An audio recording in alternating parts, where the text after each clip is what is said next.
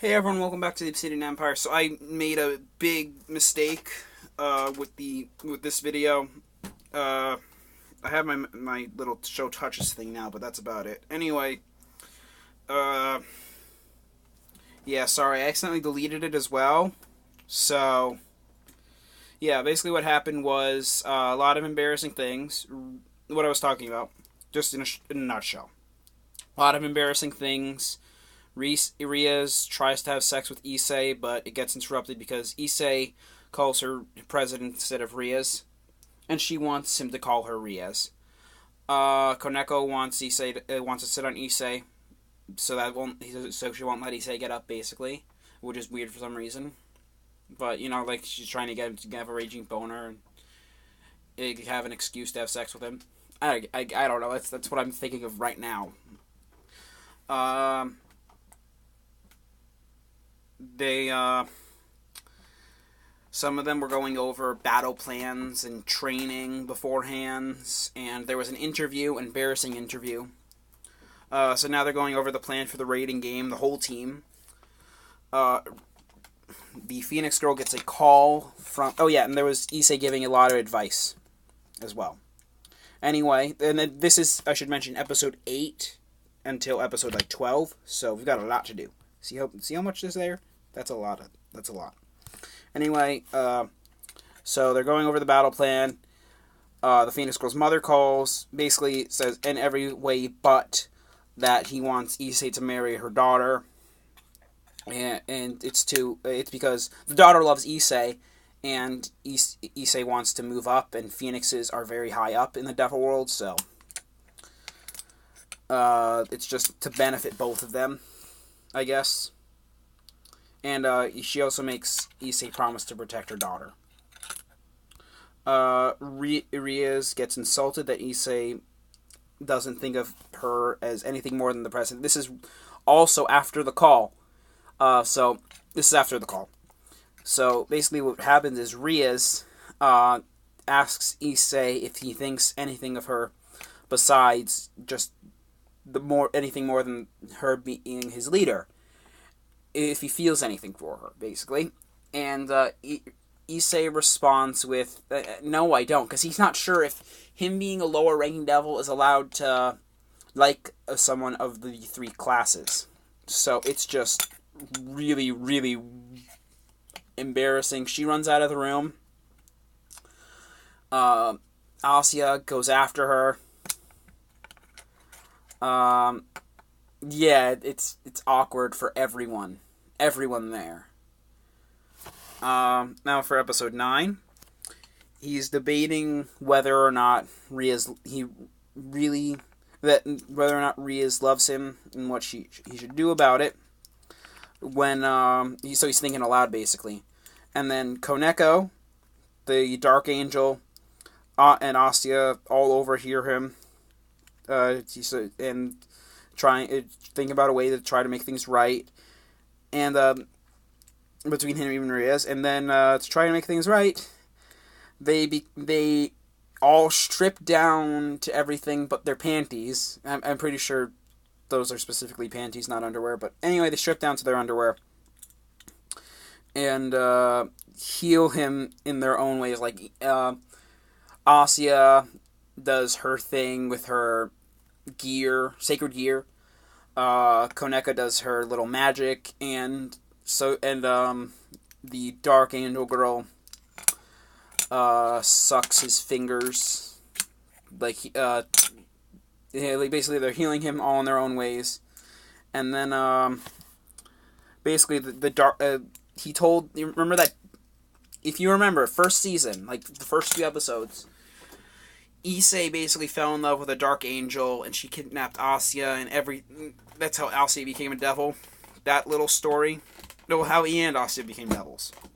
So, basically, she's still on his mind, and that's making him scared of a real relationship, because he committed to her, and she killed him, and then tried to seduce him again by, in a way to get him not kill her. So, yeah, she's still on his mind. Asya gives him a little speech of confidence, and all three of them confess their love.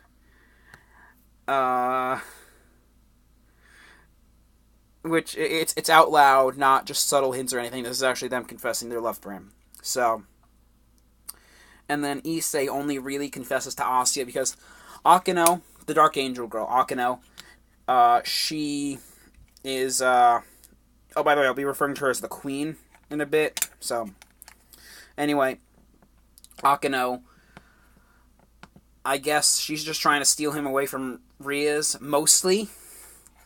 Asya, he really genuinely likes her. I mean, it was the same with the Dark Angel girl, but only they're actually working out more. This is why I'm a big fan of him and Asya. And then Koneko only recently started liking him and is going full force onto him. Man. I hope she doesn't shed. That would just be weird. And I'm allergic to cat fur and animal fur, really. So, it'd just be weird. It'd be annoying. That's why I'm kind of... If you ask me which one of them I would take, just for the purposes of this, I'd say either Asya or the blue hair. Which two I would really do. They're really like her and Asya and the blue haired devil. But if I had to go someone else, as long as Koneko doesn't shed any fur or anything and doesn't have hairballs and doesn't throw up or crap anywhere that she's not supposed to, which I'm sure she doesn't, but the shedding thing I have to check, or I have to find that out myself. Anyway, maybe, but she's still very young, so I don't want to get my hopes up about how she's going to look later. But this is High School DXD, so I wouldn't be surprised. Let's see. Oh yeah, the blue-haired devil and the angel notice what's going on and try to rape him. Yes! They try to rape Issei. I'm right here right now, so... Yeah, they try to rape Issei while all this is going on, this touchy stuff, and they're just trying to do what they want to do. Hades is actually introduced. We see him. He's like a skull guy with some slaves lifting him up. I actually couldn't tell which skull on his head was actually his face, but, it's like a skull crown, I guess. It's nice. And then Zeus and Poseidon are mentioned to be at the raiding game as well. But this is at the... I think it's at the end... Yeah.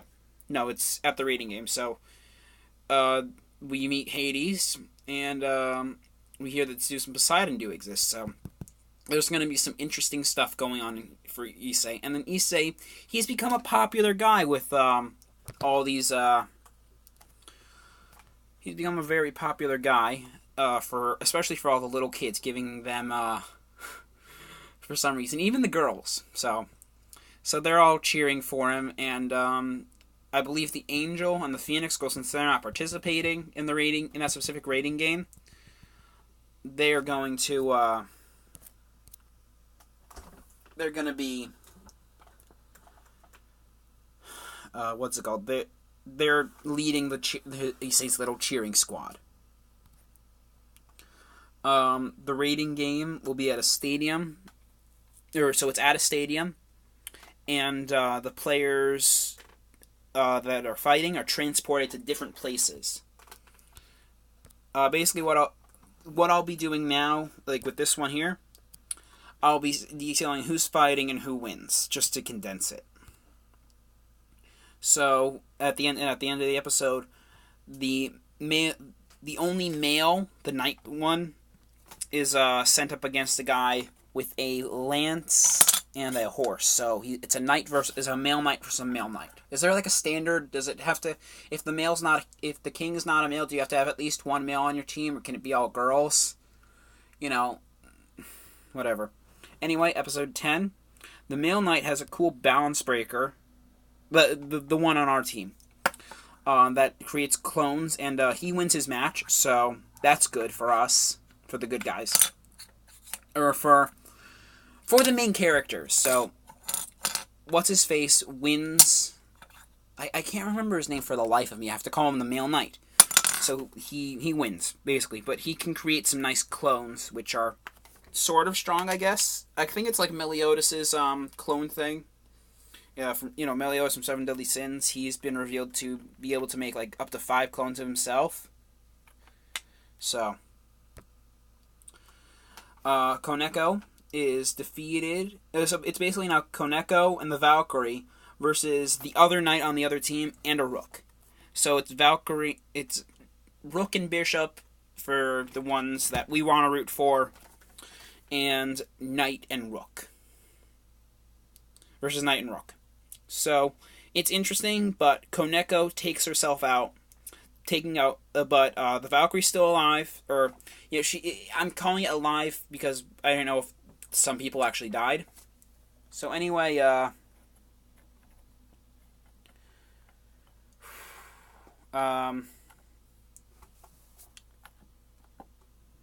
what's it called?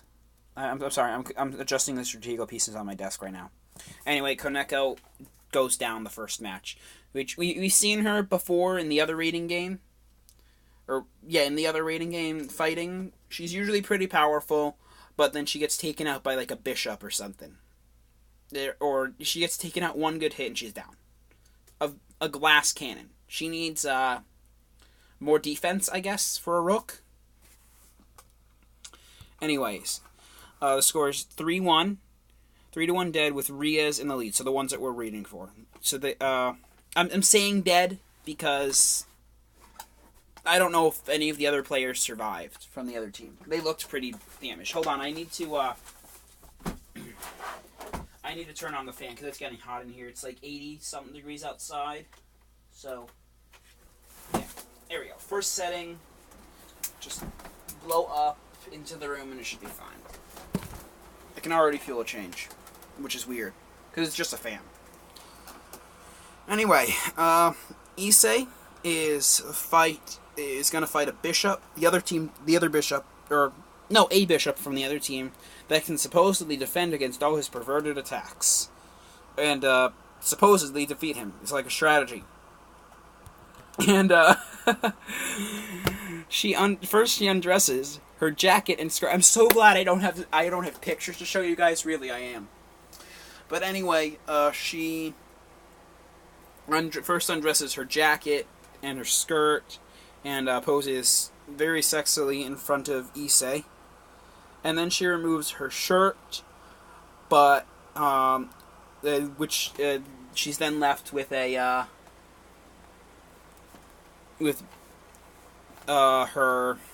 bra.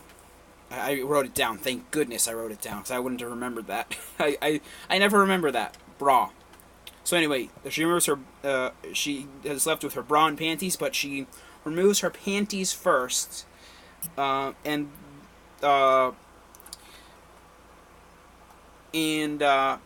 she removes her panties before her bra, and he's like, "Well, if you're gonna go that far, first remove your bra."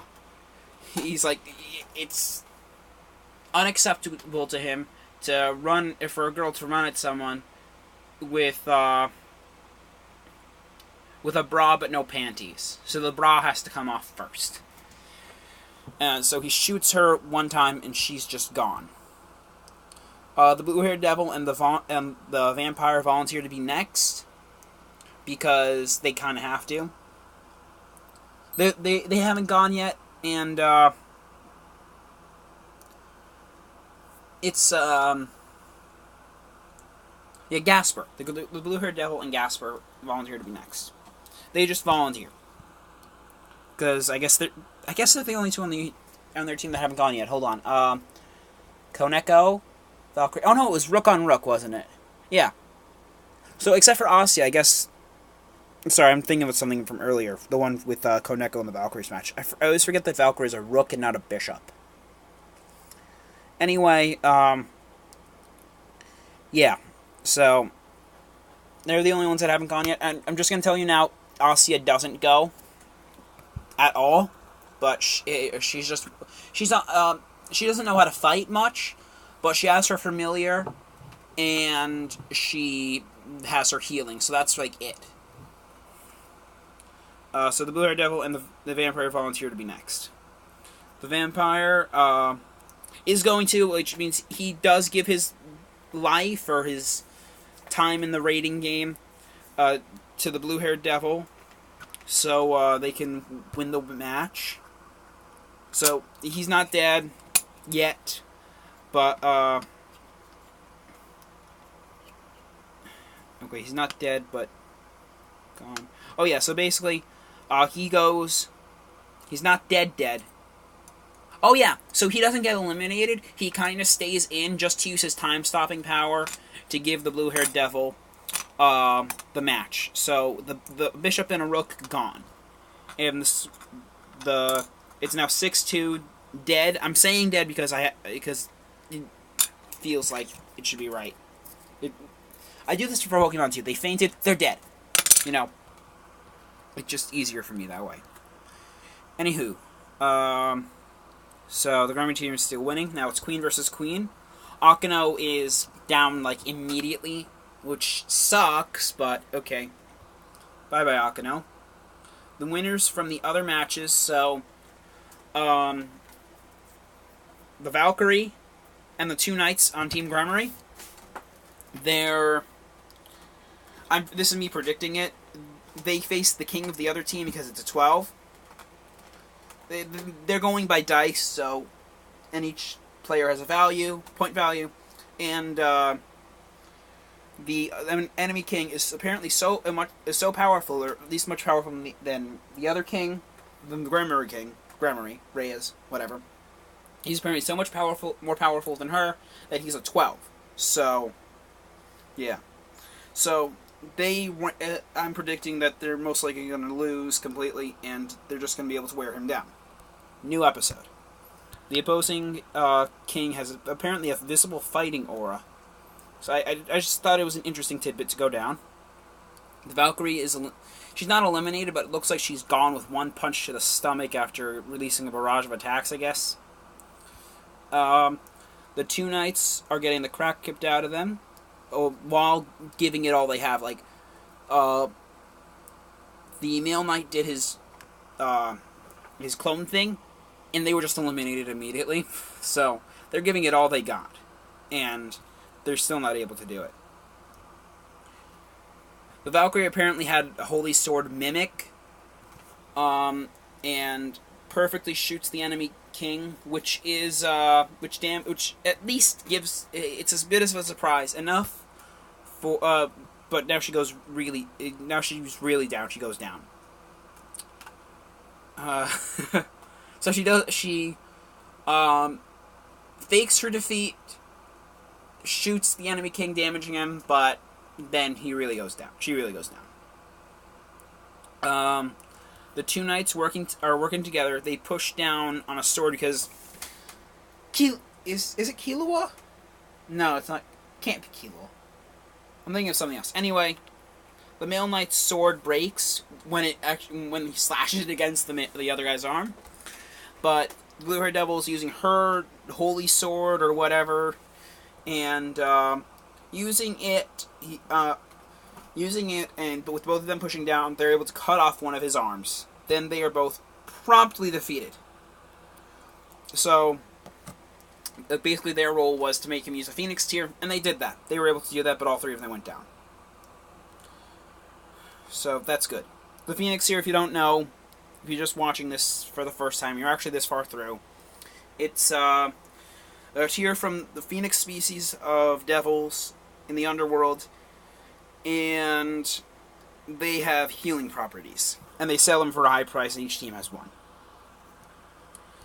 Issei beats the enemy queen in one hit because all his friends were just taken out.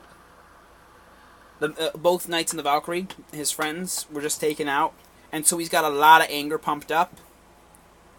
And so he just beats her in one hit. And he tells her to put all her magic or whatever, all her skills in defense to be able to survive the hit. And to be able to have a chance of surviving the hit. Because he's actually trying to kill her, basically. Because he's got so much anger built up. So this is disturbing. It's now Riaz and Issei versus the enemy king and his pawn, his one pawn, so it's like Issei. He's very powerful, and rightfully so, just for what he is. The pawn ends up being the Nemean lion, the one that Hercules killed. So he was trapped in a sacred gear, apparently, which means every other holy beast, like the Hydra, that one of them are in a sacred gear as well. Cutting off the enemy king's arm made it weaker, which gave Issei an opening, which was actually very smart. He didn't have a weakness, but the Phoenix, having used the Phoenix tier and not being able to train that arm up, gave him a weakness. So it gave Issei an opening.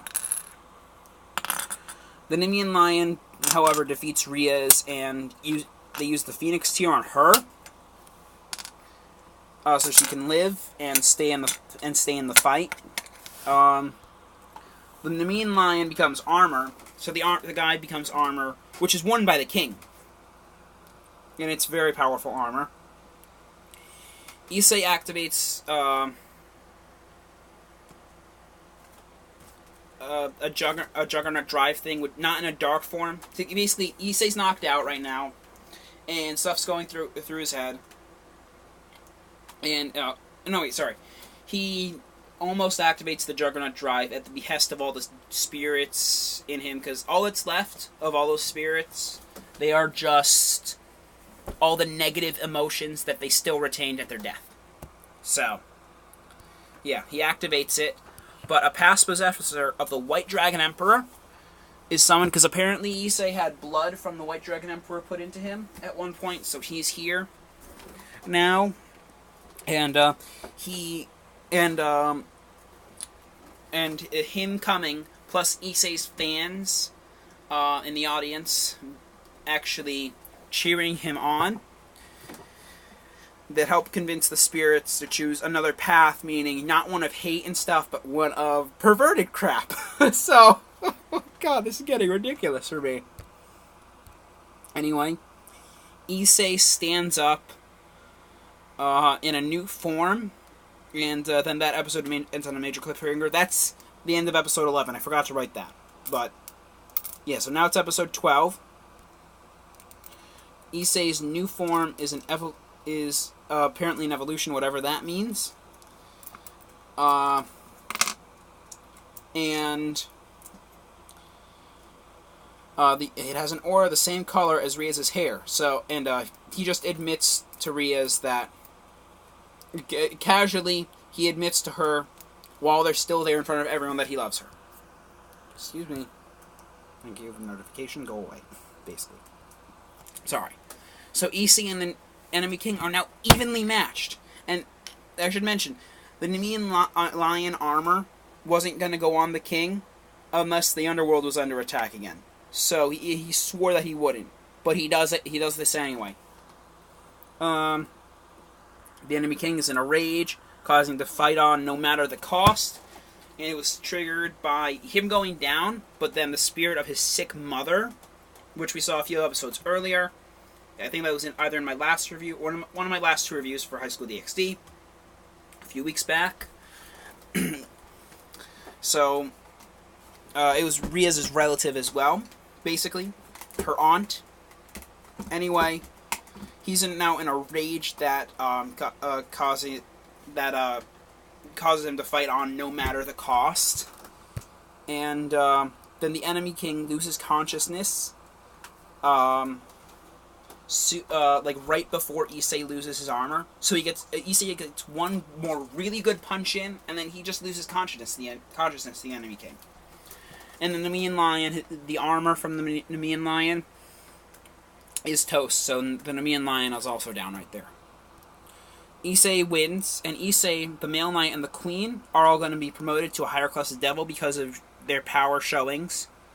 Like I guess the queen, I guess Akeno, the queen. I guess Akeno did pretty well. It was a very short fight from what we saw. So, it didn't involve Issei, and it wasn't really a matter of fighting, so it didn't really matter the fight. It just brought Akeno down. That was it. The enemy king tells Issei to tell Riaz in private that he loves her. And if it fails, to stop by his place for a nice talk, or for like a little therapy session and some coffee. They both successfully admit their feelings for each other, but everyone else bursts in with congratulations for listening cover up, which they didn't cover up very well, obviously. And then they all exit again, and they all leave and tell them to just go on like nothing happened, you know? They both kiss passionately, like very passionately, not like past kiss between them. Kisses between them. I didn't check this, but I'm pretty sure it's true. The enemy king's mother wakes up from the incurable disease that should have killed her. So, so the incurable disease is now cured somehow, or she at least woke up. You know. And the enemy king Cyrog. So he lost his supporters because he lost the raiding game. So he might not. He's still a candidate to become the next king. He just doesn't have all the support he had, and he's starting from the bottom again, which he's used to. And we're actually. I didn't write this down, but we're actually introduced to the Dark Angel, the guy at the one of the 3 heads for the Dark Angels that aren't dead, so one of the 2 heads for the Dark Angels. We're introduced to the other head, basically. And that is it. Until next time, guys. Peace out, I guess. You know, episodes 8 to 12. This was a long video. Long time coming and wait. See ya.